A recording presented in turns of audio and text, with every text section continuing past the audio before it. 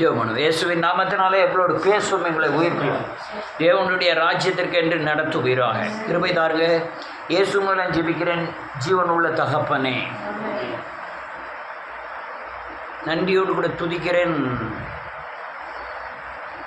கிறிஸ்துவ ஜீவியத்தை சுகமான ஒரு வாழ்க்கைக்காக தேடுகிறார்கள். நீங்கள் சுகமான வாழ்க்கைக்கு தேடுவது தப்பில்லை. அது தெய்வீக வாழ்க்கையாய், தேவ சாயலுக்கு ஒப்பாய் மாறின வாழ்க்கையாய், தேவனோடு நடக்கிற வாழ்க்கையாய், பிசாசை ஜெயிக்கிற வாழ்க்கையாய், மறுரூபமாகிற வாழ்க்கையாய் இந்த பூமியில் தெய்வீக வாழ்க்கை வாழ வேண்டும்.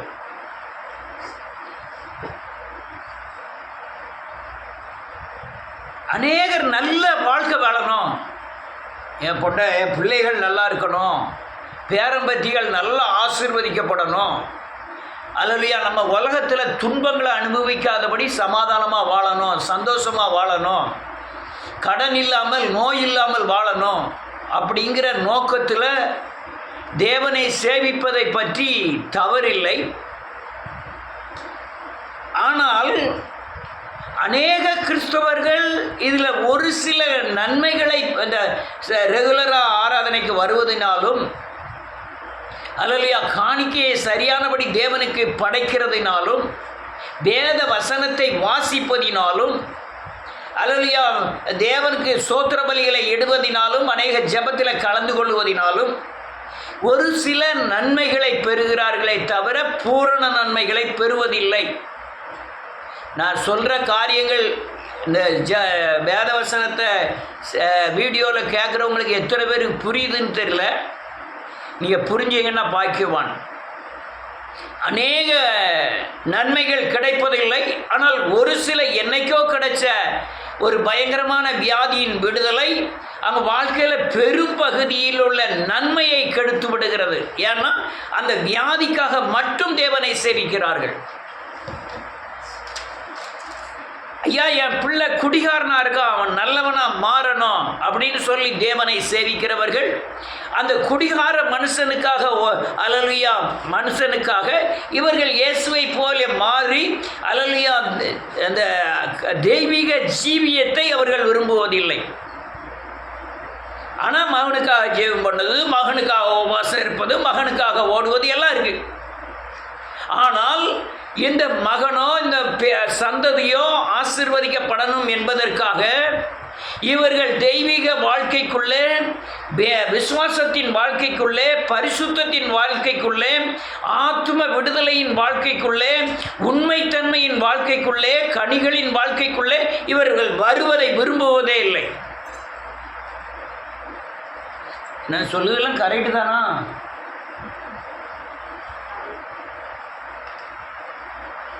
ரொம்ப பேர் இல்லை, நமக்குள்ள தான் இருக்கிறோம். இது எனக்கு பயங்கர வேதனையாய் காணப்பட்டது. ஐயா, என்னைக்கோ நான் சாவு வரை போனேன், அதை வச்சு காலத்தை ஓட்டிடலான்னு அநேகர் நினைக்கிறது உண்டு. எனக்கு இருதய வியாதி இருந்தது, இருதயத்தின் வியாதியிலிருந்து கர்த்தர் விடுதலை ஆக்கினார். ஆனால் நான் தெய்வீக ஜீவியத்துக்குள்ளே வரமாட்டேன். அந்த என்னைக்கோ இருதய வியாதியிலிருந்து குணப்படுத்தின காரியத்தை நினைத்து அதை சாட்சி சொல்லி அதை தியானித்து அதுக்காக தேவனை மகிமைப்படுத்தி அப்படியே பல வருடங்கள் தெய்வீக ஜீவியத்துக்குள்ளே, தேவ பாதுகாப்புக்குள்ளே வராத அநேக ஆத்துமாக்கள் இருக்கிறார்கள். வேஸ்ட், இவங்கெல்லாம் யூஸ்லெஸ். வேதம் சொல்லுது விருதா. ஏன்னு கேட்டால், நீங்கள் தேவனோடு நடக்கிற வாழ்க்கை மட்டும்தான் தெய்வீக ஜீவியம். ஏதோ அல்லையா நல்ல அலங்காரமான ஜெபம் பண்ணிட்டா மலையை அப்படியே முறிச்சிட்டதான் நினைக்கிறாங்க. ஏதோ பிரசங்கம் பண்ணிட்டா, ஏதோ சபையை நடத்திட்டா, ஏதோ 4 பேர் நம்மளை பாஸ்டர்னு சொல்லிட்டா, ஏதோ நம்மளை பின்பற்றிட்டுனா நான் ஏதோ இப்போ மலையை அல்லையா பேர்த்து இன்னொரு இடத்துல நட்டுட்டு தான் நினைக்கிறாங்க. முட்டாள் ஜீவியங்கள். தெய்வீக ஜீவியம் பண்ணணும். உன் எண்ணங்களிலே, உன் யோசனைகளிலே, உன் நடக்கையிலே இயேசு உங்களோடு இருக்கணும். நீங்கள் செய்கிற காரியத்தை இயேசு செய்வாரா அப்படிங்கிற எண்ணம் உங்களுக்குள்ள இருக்கணும். அநேகருக்குள்ளே வெளி தோற்றங்கள் பக்தியின் மார்க்கமாய் இருக்கிறது, ஆனால் உள்ள சிங்கத்தை விட கேவலமாய், அல்லையா ஊளையிடுகிற ஓநாயை காட்டிலும் கேவலமாய் உள்ளான வாழ்க்கை இருக்கிறது. நீ வெளியான வாழ்க்கைக்கு தீர்ப்பு அல்ல, உள்ளான வாழ்க்கைக்கு தான் வெளியான தீர்ப்பு.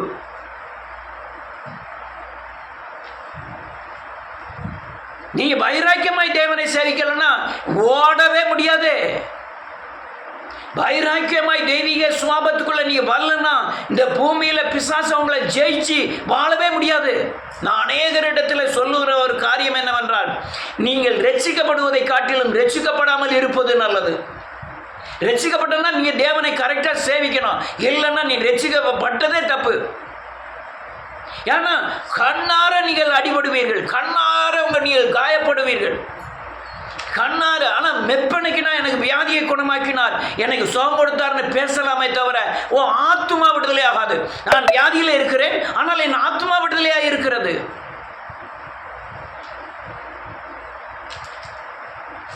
இது ரொம்ப முக்கியமான தலைப்பு. நான் சொல்ற இந்த தலைப்பு ரொம்ப முக்கியமான, அநேகருக்கு பிரயோஜனமான தலைப்பு. அதுக்காகவே இப்போ கிருபை உபதேசங்கள் பெருகிட்டு, கிருபை உபதேசத்தில் நீங்கள் மனம் திரும்ப வேண்டாம், பாவ மன்னிப்பு நிச்சயத்தை பெற வேண்டாம், நீங்கள் வேதவசனத்தை கைகொள்ள வேண்டாம், பூமியை விட்டு பிரிய வேண்டாம். அல்லையா உங்கள் இருதயம் பூமியில் உலகத்தில் இருக்கட்டும், ஆனால் சாயல் இயேசுவை போல இருக்கட்டும், இல்லையா சாயலின் கிரியைகள் இயேசுவை போல இருக்கட்டும், சாயல் பிசாசாக இருக்கட்டும், சாயலின் கிரியைகள் மட்டும் இயேசுவை சார்ந்த தேசம் இருந்தால் போதும் என்று போதனைகள் பெருகிட்டு. எத்தனை பேர் கேட்குங்களேன்னு தெரியல. கேட்குறவர்கள் உணர்ந்தால் நல்லது. நீங்கள் உணர்வடைஞ்சால் மட்டும்தான் தப்பிக்க முடியும். நான் அடித்து சொல்ல முடியும், அல்லேலூயா நன்றியோடு கூட துதிக்கிறேன். சுயத்தை உடைக்காத எந்த கிறிஸ்தவனும் அல்லேலூயா அவன் தெய்வீக ஜீவியத்திற்குள் வர முடியாது. அநேகர் வேதத்தை வாசிக்கிறார்கள், ஞானிகள், அறிவு பெருத்தவர்கள், அவன் வாழ்க்கை மாற்றம் இல்லை, வாழ்க்கையில் மேன்மை அடைய முடியாது. ஏன்னா வேதவசனத்தை வாசித்து அவன் நடைமுறைப்படுத்தினதான் அவன் மேன்மை அடைய முடியும் வாழ்க்கையில். இல்லைன்னா நித்திய உபத்திரம் தான், நித்திய வேதனை தான். ஏதோ எழுப்புதல் ஊழியத்தில் பின்பற்றுன்னு கொஞ்ச நாள் அல்லையா பின்னாலே இருந்து குத்திக்கிட்டே இருக்காங்க தவிர இதெல்லாம் உங்களுக்கு கிடைச்ச கிருபைகள் நான் உணர்கிறேன். எந்த சபையிலும் இப்படிலாம் பின்னாலே இருந்து நீ சத்தியத்தை கைக்கொள், பின்னால் ஜெபம் பண்ணு, பாவத்தை அறிக்கை செய்யலாம் சொல்லவே மாட்டாங்க. எப்படி தப்பிக்க போறீங்கன்னே தெரியல. ஏன்னா வேத வசனமே கிடைக்கக்கூடாத ராக்காலம் வருகிறது. பூமியை இருளும் ஜனங்களை காரிலும் மூடும், ஆனால் கர்த்தர் உண்மையில் உதிப்பார். அந்த உதிக்கிற தன்மை உங்களுக்கு பலன் வரணும் இயேசுவின் நாமத்தினாலே. அதுதான் தெய்வீக ஜீவியம், தெய்வீக வாழ்க்கை, இயேசுவை போல வாழ்க்கை. அநேகருடைய சுயம் உடைக்கப்படவில்லை, அது விக்கிரகாராதனை. எத்தனை உபத்திரவங்களுக்கு மத்தியில் வந்தேன் தெரியுமா? காரணமில்லாத அல்லேலூயா நன்றியோடு கூட துதிக்கிறேன். காரணமில்லாத எரிச்சல், காரணமில்லாத கோபம், காரணம் இல்லாத வன்சொல்கள், காரணமில்லாத துன்பங்கள், எந்த தப்பு செய்யாம துன்பத்தை அனுபவிக்கக்கூடிய காலங்களில் வாய் தரவாத ஆட்டுக்குட்டியை போல இருந்தேன். அதற்கு அர்த்தம் என்னன்னா, என் சுயம் உடைக்கப்பட்டதுனால என்னை தீதான சொல்கள் சொல்லும் பொழுது கூட, என் மேல் பயங்கரமாய் பாவம் இல்லாமல் இருக்கும்போது கூட, கடிந்து கொள்ளும் போது, தவறு செய்யாமல் இருக்கும்போது, எரிச்சல் அடையும் போது, நான் எரிச்சல் அடை சில நேரங்களில் என்னை மிஞ்சி வர்ற காரியங்கள், அதற்கும் நான் மன்னிப்பு கேட்டு சரி பண்ணி இருக்கிறேன். இது சுயம் உடைக்கப்பட்டதின் அடையாளம். இப்படிதான் நான் பல வருஷங்கள் உருவாக்கப்பட்டேன். நீங்க இல்லற வாழ்க்கையிலலாம் கணவன் மனைவியோட சரியான பேச்சு, சரியான பகிர்ந்து, அந்த இதே இல்லாம வாழ்ந்திருக்கிறேன். 1 வருஷம் இல்லை, 2 வருஷம் இல்லை, 32 வருஷங்களாய் அப்படியே இருந்திருக்கிறேன்.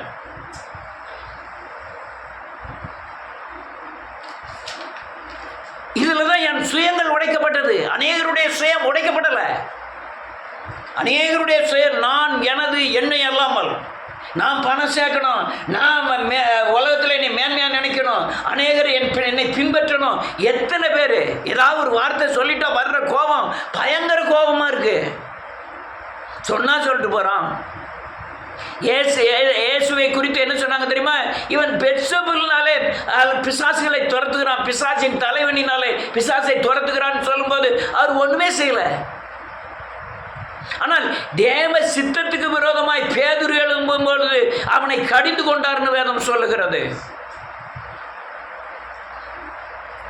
நான் சொல்லுகிற வசனங்கள் அநேகருக்கு புரியாது, அநேகருக்கு ஏற்றுக்கொள்ளக்கூடிய பக்குவங்கள் இல்லாமல் போகலாம். ஆனால் நீ புரிந்து கொண்டீர்கள் என்றால் பாக்கியவான்கள். கிறிஸ்துவ ஜீவியம் என்பது வெளிப்புறமான தோற்றம் இல்லை, அல்லையா, இருதயத்தின் ஆழத்தில் உள்ள உண்மைத்தன்மையுடையது. இந்த இருதயத்தின் ஆழத்தில் இருக்கிற உண்மைத்தன்மை. பஞ்சங்களும் துரோகங்களும் அநீதிகளும் நிறைந்த இந்த பொருளாத உலகத்தில் நீ கிறிஸ்துவ ஜீவன் நடத்துவதற்கு ஆவியானவர் பலன் இல்லாமல் நடத்த முடியாது. அநேகரை கண்டால் எனக்கு ஐயோ பாவமாக காணப்படுகிறது. ஏன்னா இயேசுவின் வார்த்தையை அசால்ட்டா நினைக்கிறாங்க. இயேசுவின் வார்த்தையை பின்பற்றுவதற்கோ, இயேசுவின் வார்த்தைக்கு பயப்படுவதற்கோ, இயேசுவின் வார்த்தையில் நடப்பதற்கோ அநேக அற்பமாய் நினைக்கிறார்கள். இது எவ்வளவு பெரிய ஆபத்து என்பது அவங்களுக்கு புரியலை.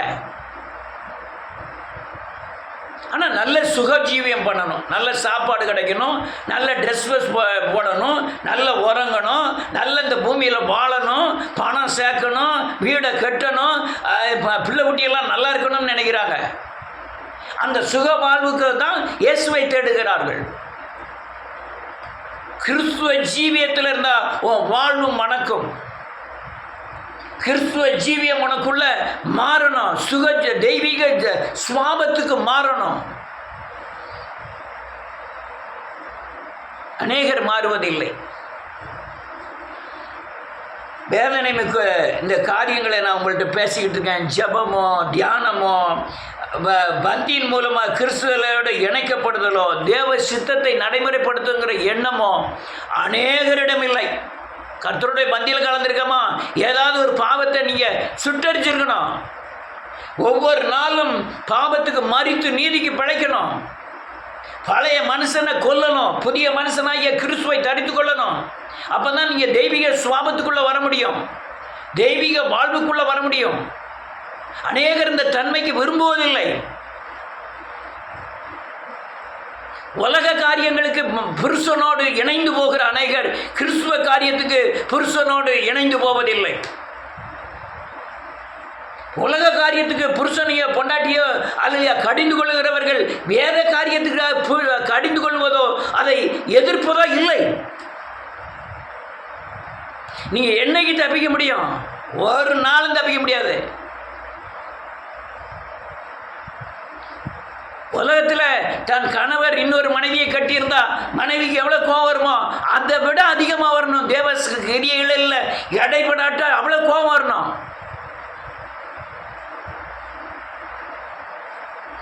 அது வர்றதே இல்லை.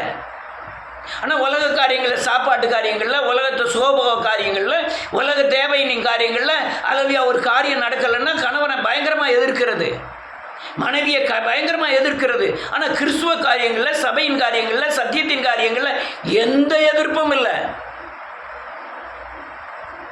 நான் இப்போ சொல்லிக்கிட்டு இருக்கிறதெல்லாம் உங்கள் எதிர்கால நன்மைக்காய் பேசி கொண்டிருக்கிறேன். வாசிப்போம். யாராவது ரொம்ப பேர் இல்லை, நம்ம தான் இருக்கோம். கொஞ்சம் வேகமாக வாசிக்க ஆரம்பிக்கலாம். மத்தேயு எழுதின சுவிசேஷம் 23வது அதிகாரம்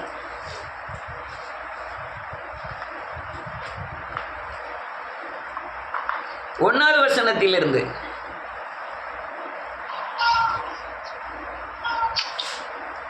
பின்பு இயேசு ஜனங்களையும் தம்முடைய சீசர்களையும் நோக்கி, வேத பாரகரும் பரிசேயரும் மோசேயுடைய ஆசனத்தில் உட்கார்ந்திருக்கிறார்கள்.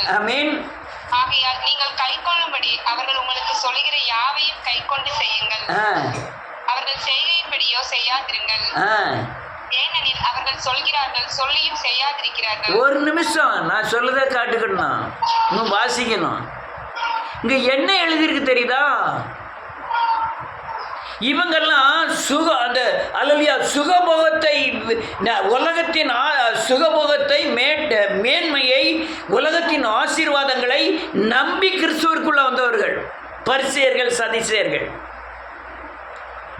அவங்க என்ன செய்யறாங்களா? மோசையின் சிங்காசனத்தில் உட்கார்ந்துக்கிட்டு அவன் மோசே செய்தது போல நியாய தீர்ப்பு செய்கிறார்கள். அநேகர் அப்படிதான் வேதத்தில் வந்திருக்கோம், வேதவசனத்தை கை கொள்ள மாட்டேன், கர்த்தரை ஆசீர்வதிக்கணும், நான் ஜெபமே பண்ண மாட்டேன், தேவன் என் பின்னாலே வந்துகிட்டு இருக்கணும் வேலைக்கார மாதிரி, நான் மறுரூபமே ஆக மாட்டேன், பிசாசின் சாயலாக தான் இருப்பேன், நான் தேவனை சேவிக்கவே மாட்டேன், ஆனால் தேவன் என்னை சேவிக்கணும். அதை தான் இந்த பரிசேரும் சதிசேரும் உலக சுகபோகத்திற்காக வந்து நிற்கிறாங்க. அதுவும் நியாயாசனத்தில் உட்காந்துருக்காங்க. அதுவும் என்ன நியாயாசனம்? மோசையின் நியாயாசனத்தில் உட்காந்துருக்கிறாங்க. ஆண்டவர் சொன்னாரு, அவங்க சொல்றபடிலாம் செய்யுங்க. ஏன்னா அவன் சத்தியத்தை பேசுறான், அறிவு பொருத்துமை.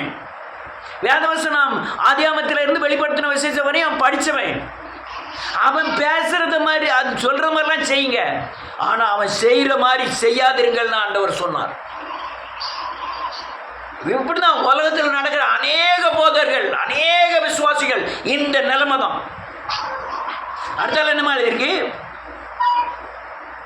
சுமப்பதற்கரிய பாரமான சுமைகளை கட்டி மனுஷர் தோள்களின் மேல் சுமத்துகிறார்கள். ஆமென். தாங்களோ ஒரு விரலினாலும் அவைகளை தொட மாட்டார்கள். நல்ல காலங்க, வேத வசனத்தில் வருகிற எந்த உபத்திரத்தையும் ஏற்றுக்கொள்ள மாட்டார்கள். சுகபகமா வாழணும்.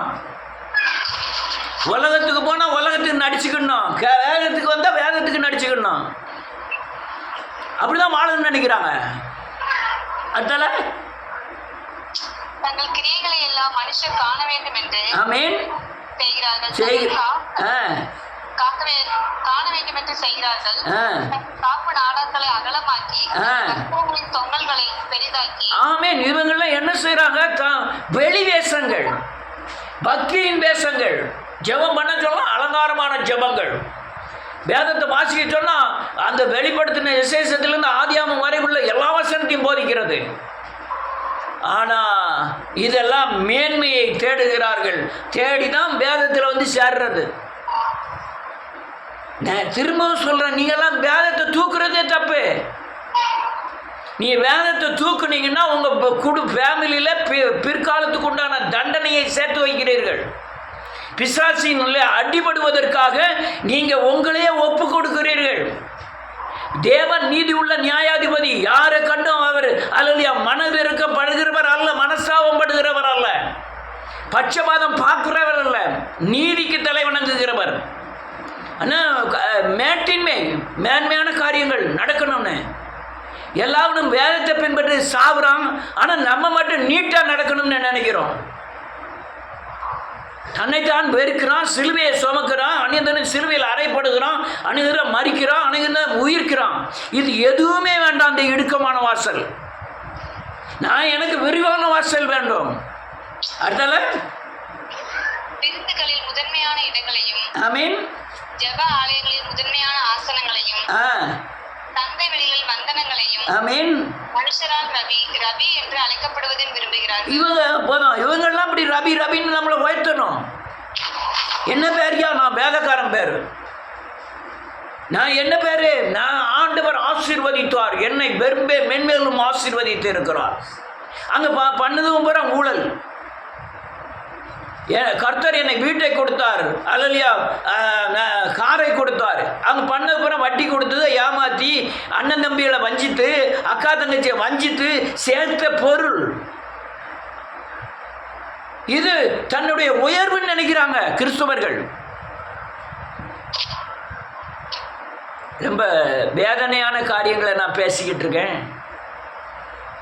இது சுகபோகத்துக்காக, உலகத்தின் மேன்மைக்காக, அல்லையா கர்த்தரை பின்பற்றாத ஒரு துரோகமான கிரியைகள் வேதத்தில் நடக்குங்கிறது தான் உங்களோடு நான் பகிர்ந்து கொண்டு இருக்கிறேன். நான் திரும்பவும் கேட்டுக்கிடுங்க, நீங்கள் வேத வசனத்தை கை கொள்ளாமல் இயேசுவை போல மாறாமல் இயேசுவின் இடத்திலிருந்து பாதுகாப்பை நீங்கள் பெற்றுக்கொள்ளவே முடியாது. நீங்கள் எப்போனாலும் எனக்கு டெலிஃபோன் பண்ணி கேட்கலாம். அதுக்குண்டான அநேக வசனங்களை உங்களுக்கு நான் பகிர்ந்து கொடுக்க ரெடியாக இருக்கிறேன். எப்பேற்பட்ட பேதுருவே அப்பாலே போ சாத்தானேன்னு சொன்ன தேவன், எப்பேற்பட்ட தன் தாயும் சகோதரனையும் பார்த்துமே ஆண்டவர் சொன்னது, நீ அலலியா தேவ சித்தத்தை கைகொள்ளறனே, எனக்கு தாயும் தகப்பனுமே இருக்கா, நீ யாருன்னு சொல்லிட்டாரு. நீ வேதவசனத்தின் தேவ சித்தத்துக்கு ஒப்பு கொடுக்கலன்னா நீங்களும் யாரோ, நீங்களும் சாத்தான். பின்னால போய் சாத்தான்னு சொல்லுவாரு. நான் சொல்லுகிற வார்த்தைகள் கொஞ்சம் கடூரமாக இருக்கலாம், கொடியதாக இருக்கலாம். ரொம்ப வாசிகளுக்கு நேரம் இல்லை.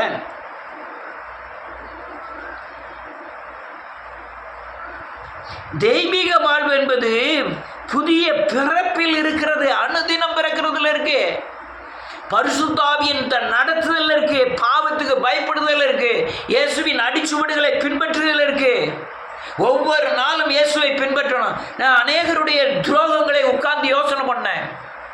பயங்கர துரோகியாக இருப்பதை கண்டேன். நல்ல இயேசுவை பின்பற்றுகிறவர்கள் கூட இயேசுவுக்கு பயங்கர துரோகியாக இருக்க கண்டேன். அதுவும் பண விஷயங்களிலே, அதுவும் அல்லலியா கொடுக்கல் வாங்கலிலே, அதுவும் அல்லலியா பாவத்தை விட முடியாத காரியங்களில் தேவனுக்கு பயங்கர துரோகியாக இருக்க கண்டேன்.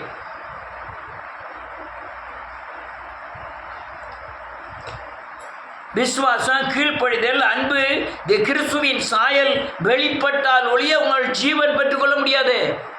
ஜீவன் பெற்றால் மட்டும் வராது, அது பரிபூர்ணப்படைய வேண்டும். உன் மனித ஆவி நீங்கி கிறிஸ்துவின் ஆவி உன் இருதயத்தை ஆளுகை செய்ய வேண்டும். பரிசுத்த ஆவியானவர் ஜீவனை பெறணும். ஆத்மாவில் சரீரம் இயேசுவின் சாயலுக்கு ஒப்பாய் மாறணும். மாம்சத்தின் கிரியில அழிக்கணும். அழித்தால்தான் நீ கிறிஸ்துவ தெய்வீக ஜீவியத்திற்குள் நுழைய முடியும். ஆனால் தெய்வீக ஜீவியம் என்பது மேன்மையானது, அது யாராலும் தொட முடியாத உயரமானது. கேட்கறதுக்குன்னா சங்கடமாக இருக்கும். ஒரு இடத்துல உங்களை அடித்தா நீங்கள் வேறு இடத்துல போய் சுவிசேஷத்தை சொல்லுங்கள். ஒரு கணத்தில் இருந்தால் மறுகணத்தை காட்டுங்க. அலலியா நன்றியோடு கூட நன்றியோடு நீ அலலியா கிறிஸ்துவ உபதேசங்கள் எல்லாமே உலகத்தை இழந்து பரலோகத்தை பார்த்து பரலோகத்திலிருந்து வருகிற பலத்தை பெற்று இந்த பூமியில் வாழக்கூடியது. அது தெய்வீக ஜீவியம். நான் அலலியா. ஆனால் வேதம் தெளிவாக சொல்லிடுது, எல்லாம் துக்கப்படுவாங்க, நீ சந்தோஷமாக இருப்பீங்க. பயங்கரமான துக்கங்கள் உபத்திரவங்க காலத்தில் நீங்கள் விடுதலையாக இருப்பீர்கள், சமாதானமாக இருப்பீர்கள், சந்தோஷமாக இருப்பீர்கள். இதுதான் தெய்வீக ஜீவியம்.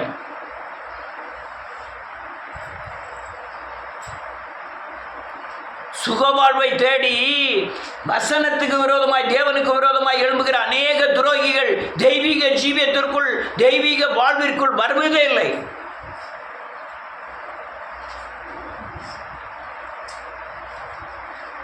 இது ரொம்ப வாசிக்கலாம், இப்போ நேரம் இல்லை. 13வது வசனம் 14, 15 வாசிக்கலாம்.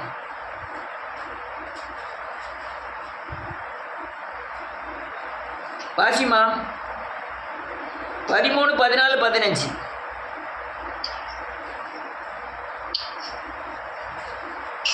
மாயக்காரராகிய வேதபாரகரே, பரிசேயரே, உங்களுக்கு ஐயோ! மனுஷர் பிரவேசியாதபடி பரலோக ராஜ்யத்தை பூட்டி போடுகிறீர்கள். ஆமென். நீங்கள் அதில் பிரவேசிக்கிறதும் இல்லை, பிரவேசிக்க போறவர்கள் பிரவேசிக்க விடுகிறதும் இல்லை. இதுதான் பிரச்சனை. இது வெளியே உள்ள ஆள் இல்லை, புருஷன் பொண்டாட்டிக்குள்ள. கணவர் அவர் பாட்டில் போயிட்டு வரட்டும், அவர் தேவனை சேவிச்சா நம்ம வைராக்கியமாய் சேவிச்சு கணவனை மீட்டுக்கொள்ள ஒரு நாள் முடியாது. அவங்க விசுவாசம் தான் அவங்கள பாதுகாக்கும். அநேக பெண்களை பார்த்துருக்கேன். அவர் ஒரு பக்கம் போய் உழைச்சி சம்பாத்தியம் பண்ணி அல்லது வேதத்தை வாசிக்காமல் தேவனை பின்பற்றாமல் அது பாட்டில் நம்ம வைராக்கியமாக இருந்து குடும்பத்தை காப்பாற்றிடுவோம். அதான் வேதம் சொல்லுது, மாயக்காரராகிய வேத பாரகரே, பரிசேரே, உங்களுக்கு ஐயோ, மனுஷர் பிரவேசியாத படி பரலோக ராஜ்யத்தை பூட்டி போடுகிறீர்கள், அதில் நீங்கள் பிரவேசிப்பதும் அல்ல, பிரவேசிக்கிறவர்களை பிரவேசிக்க விடுகிறதும் இல்லை. உங்க பக்தியே அல்லையா உலக சுகபோகத்துக்கு உண்டான பக்தி, அல்லையா நல்ல வாழ்வுக்கு உண்டான பக்தி. நீங்க எப்படி அவங்க தெய்வீக ஜீவியத்தில் கொண்டு வர முடியும்? தெய்வீக ஜீவியத்தில் கொண்டு வரணும்னா கணவன் மனைவியும் ஒன்பட்டாதான் நீங்க தெய்வீக ஜீவியத்தில் கொண்டு வர முடியும். ஐயா, மகன் கல்யாணம் முடிச்சுட்டு அவன் வாழ்க்கையை பார்த்துக்கிடுவான். ஆனால் கணவனும் மனைவியும் ஒரே மாம்சமாக இருக்கிறார்கள். ஆனால் தேவ துரோகிகள் என்ன சொல்லுவாங்க தெரியுமா? ஐயா, என் கணவன்லாம் சொல்லே கேட்க மாட்டேங்காரு. தேவ துரோகிகள் என்ன சொல்லுவாங்க தெரியுமா? என் மனைவி என்ன சொன்னாலும் கேட்க மாட்டேங்கா. இது துரோகிகள், துரோகத்தன்மைகள். நான் எந்த சொல்லி என் வீட்டம்மாவை கேட்டதில்லை. ஆனால் என் வீட்டம்மா எனக்கு உண்டான அநேக உபத்திரவத்தின் வழியாக வரும்பொழுது தான் அந்த உபத்திரம் என்னை தேவனுடைய ராஜ்யத்துக்கு நேராக நடத்தியது. அந்த ராஜ்யத்தின் நேராக நடத்த என் மனைவியும் நான் தாங்கி அல்லையா தேவனுடைய ராஜ்யத்திற்கு நேராக நடத்தி கொண்டிருக்கிறேன். அநேக தேவதுரைகள் பேச்சப்பறம் காட்டிருக்கேன். அப்படிதான் என் கணவர் என் பேச்சை கேட்க மாட்டாரு. என் கணவர் சொன்னா கேட்க மாட்டாரு, மற்றதுக்கு புறம் கேட்பாரு. ஏன்னா இதுக்கு மட்டும் நான் ஏன் கணவனையும் மனைவியும் மென்ஷன் பண்ணி சொல்றோம்னா, கணவன் மனைவி தான் குடும்பம். கணவன் கீழே விழுந்தா மனைவி கீழே விழுவா, மனைவி கீழே விழுந்தா கணவனுக்கு கீழே விழுவா. மனைவி எந்திரிச்சிருந்தா கணவனை பேலன்ஸ் பண்ணி கொண்டு வரணும். நீங்க யார் விழுந்தாலும் ரெண்டு பேரும் விழுந்துருவீங்க. ஏன்னா அப்படி கட்டப்பட்டிருக்க ஒரு குடும்பம் ஒரே மாமிசமாக இருப்பார்கள்னா மாமிச கிரியைகளுக்காக அல்ல, மாமிசத்தை கொன்று இயேசுவின் சாயல் கோப்பாய் மாறுவதற்காக ஒரே பந்தமாய் கட்டப்பட்டிருக்கிறது. ஒரு மனைவி விழுந்தா கணவன் விழுந்துருவா. நீ மனைவி எவ்வளவுதான் பக்தியா இருந்தாலும் கணவன் சரியில்லைன்னா நீ விழுந்துருவ. அதே மாதிரி கணவன் சரியா இருந்தும் மனைவி சரியில்லைன்னா ஏன்னா பேலன்ஸ் பண்ணணும். என் மனைவி என் பலத்துக்கு ஓட்டம் இல்லை, ஆனால் என்னுடைய தேவனை சார்ந்து வாழ்கிற வாழ்க்கையில் அல்லது தெய்வீக வாழ்க்கையின் மூலமாய் நான் பேலன்ஸ் பண்ணி கொண்டு வந்துகிட்டு இருக்கேன். நான் முடியாதுன்னு சப்ப கட்டல. அடுத்தால தெய்வீக வாழ்வுக்கு ஒரு வசனத்தை வாசி முடிப்போம். யாக்கோபின் புத்தகம் 1வது அதிகாரம்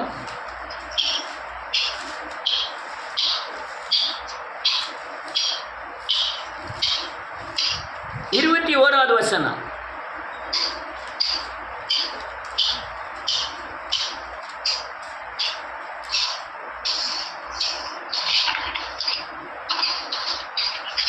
யாக்கோபு 1வது அதிகாரம் 21வது வசனம்.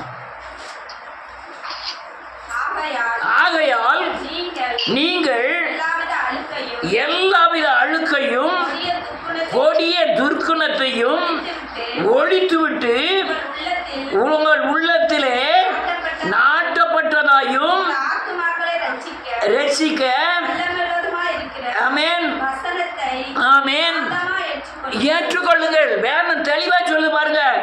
எல்லாவித அழுக்கு அல்ல கொடிய துர்க்குணத்தெல்லாம் உங்க இருதயத்திலிருந்து ஒழிச்சிருங்க. உள்ளத்துல அல்லையோ நாட்டப்பட்டதா இருக்க உங்க ஆத்மாவுக்கு ரசிக்க வல்லமை உள்ளதா இருக்கிற வசனத்தை பிடிச்சு வாழுங்க. அதுதான் தெய்வீக ஜீவியம். 1000 வஞ்சகம், 1000 துரோகம், பேசினதை பேசலைன்னு சொல்றது, பேசாததை பேசினான்னு சொல்றது, அல்லையா ஒரு 10 ரூபாயை ஏமாத்துறதுக்கு பயங்கரமான துரோகம் பண்றது, இதெல்லாம் கிறிஸ்துவ ஜீவியமே கிடையாது. இது எப்படி தெய்வீக ஜீவியமா மாற முடியும்? நீ எதை சொல்கிறியோ எதை நினைக்கிறியோ அவ்வளோ வேதவசனத்துக்குள்ள வரணும். உன் நடக்க எல்லாமே வேதவசனத்துக்குள்ள வரணும்.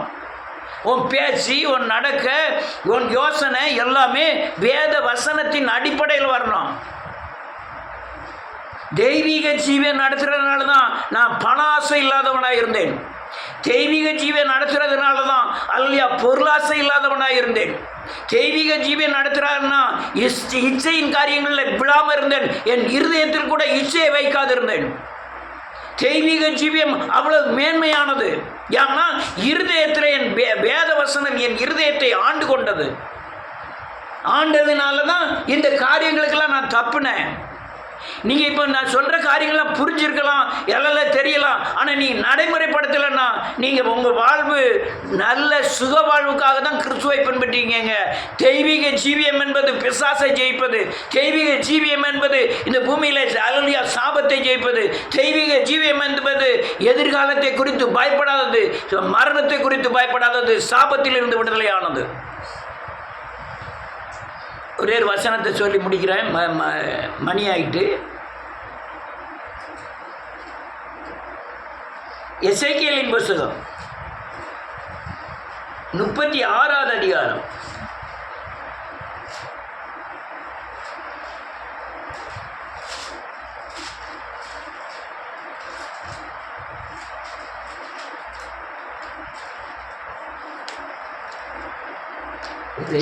எசேக்கியேல் 24வது வசனத்திலிருந்து.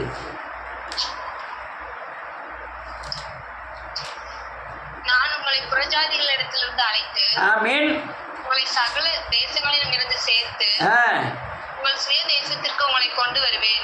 நல்ல காலங்க. சுய தேசம் என்பது பரலோக ராஜ்யம் மட்டுமல்ல. இந்த பூமியில் 2 ஜீவியங்கள், 2 தேசங்கள் இருக்கிறது. ஒன்று பிசாசு ஆளுகை செய்கிற ஒரு தேசம் இருக்கிறது. இது கண்ணால் பார்க்க முடியாத ஆவிக்குரிய தன்மையில் உணரக்கூடிய 2 தேசங்கள். இன்னொரு தேசம் தேவனால் ஆளக்கூடிய தேசம் இருக்கிறது. அது சுய தேசம், நமக்குரிய தேசம். அதற்குரிய கட்டுப்பாடுகள், அதற்குரிய வழிநடத்துதல்கள், அதற்குரிய போதனைகள், அதற்குரிய பாதுகாப்பெல்லாம் வேறு. பிசாசின் ராஜ்யத்துக்குரிய அதிகாரங்கள், அதுக்குரிய சட்டத்திட்டங்கள், அதுக்குரிய கோட்பாடுகள் எல்லாம் வேறு. நான் வேதம் சொல்லுகிறது 24வது வசனத்தில், நான் புறஜாதிகளாகிய, நான் இந்துவாக இருந்தேன், முஸ்லீமாக இருந்தேன், புறஜாதியாக இருந்தேன், அழைத்து வந்து உங்களை சகல தேசங்களில் இருந்து சேர்த்து உங்கள் சுய தேசத்தில் உங்களை கொண்டு வருவேன். வாசிக்கலாம் 25. உங்கள் மேல் சுத்தமான ஜலம் தெளிப்பேன், சுத்தமான பரிசுத்த ஆவியானவரை தெளிப்பேன்.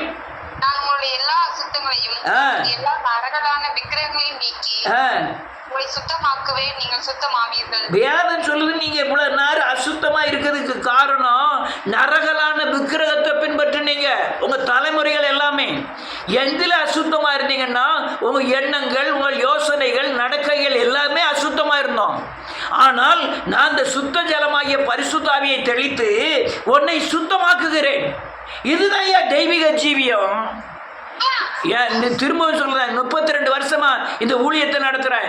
ஒரு ஆள் மடக்கி ஒரு ஆளை ஏமாத்தினேன், ஒரு ஆளை வஞ்சித்தேன், ஒரு ஆள்கிட்ட அநியாயமா வாங்கினேன். யாருனாலும் சொல்லலாம். சவால் விட்டு சொல்றேன். யாரையும் ஏமாத்துறதில்லை, யாரையும் ஆல்ரெடி இச்சோடு பார்த்ததில்லை. சகோதரின்னா சகோதரி தான். அது என்னுடைய தெய்வீக ஜீவியத்தில் தேவன் உருவாக்கின வழிமுறைகள். அடுத்த நிலை இருக்கு, உங்களுக்கு நவமான இருதயத்தை கொடுத்து. நவம்னா 9 உண்டு, இன்னொன்று புதுசுன்னு உண்டு.